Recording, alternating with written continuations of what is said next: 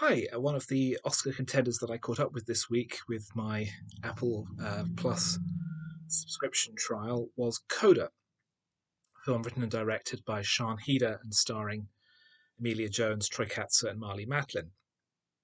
It's quite in some ways, a straightforward and quite old-fashioned, conventional story. It's about a young woman who has a particular skill that she wants to go out and exploit in the world, but her family and its traditional ways are holding her back. But the difference here is that the young girl's talent is singing, and her family, apart from herself, is deaf. So the film is very much the deaf person's eye view of the world. I've always said that I like to see films that show me something interesting, that show me something beyond my own experience, something fresh and different. And to see a film that is about the deaf experience was something very new to me and something much more refreshing than a story like this would have normally delivered. Um, as a result, large parts of the film are played out in sign language with subtitles, if you can get the subtitles to work, because Apple Plus has a terrible interface. Um, but we're seeing as I say, we're seeing the world from the deaf point of view. The family runs a fishing business in New England. Father, adult son, wife does the books, all deaf, and it's the teenage daughter who can hear and acts as interpreter for the family, um, is basically their point of contact with the hearing world or the hearing community or anything outside the deaf community. And she, however, has her own dreams that she wants to pursue. She has her own talents and skills, and with music being so important to her, it being something that the rest of her family is unable to appreciate. It's mentioned that her father likes gangster rap because he can feel the beats. Um, it creates that conflict that she has this skill, and we're shown early on that she does have this skill, that she's a very talented singer, but her family, much as they would want to, can't appreciate that, and then the tension arises of the fact that they need her. They need her to be able to interact with the rest of the world, with their own business struggling, the suggestion that they could form a fishing cooperative with other fishing boats rather than sell at what is close to a loss. So she's being pulled in these various directions of family obligation, of her own dreams, of her own future.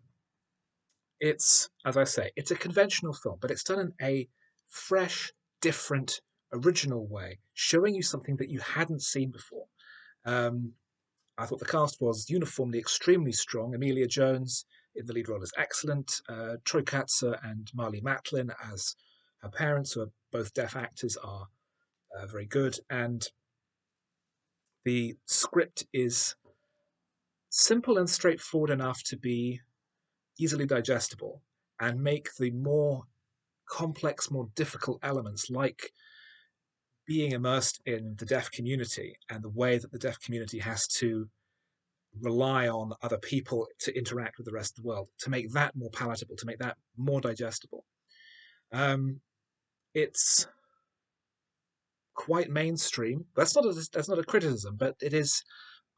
I wasn't quite sure what kind of film I was expecting. I think I was expecting something maybe a little more challenging, maybe a little more confrontational, perhaps.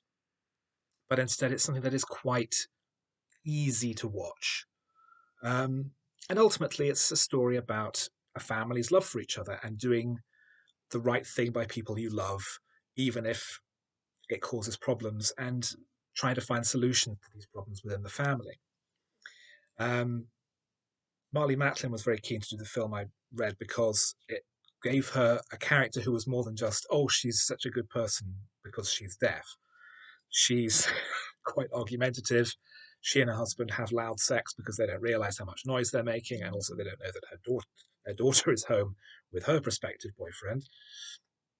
And she's more of a character part, um, and much more of an interesting character. Even if the if you were to take if that character were had hearing, they would still be a very interesting character, unlike a lot of the characters that Matlin plays, which generally seem to be defined by their deafness. In this case, that's not the case. The husband, as well, is difficult and grumpy and swears a lot, and he's a fully rounded character who was also deaf. And the film is very mindful of portraying these characters not as disabled, but differently gifted. I'm trying to think of something appropriate.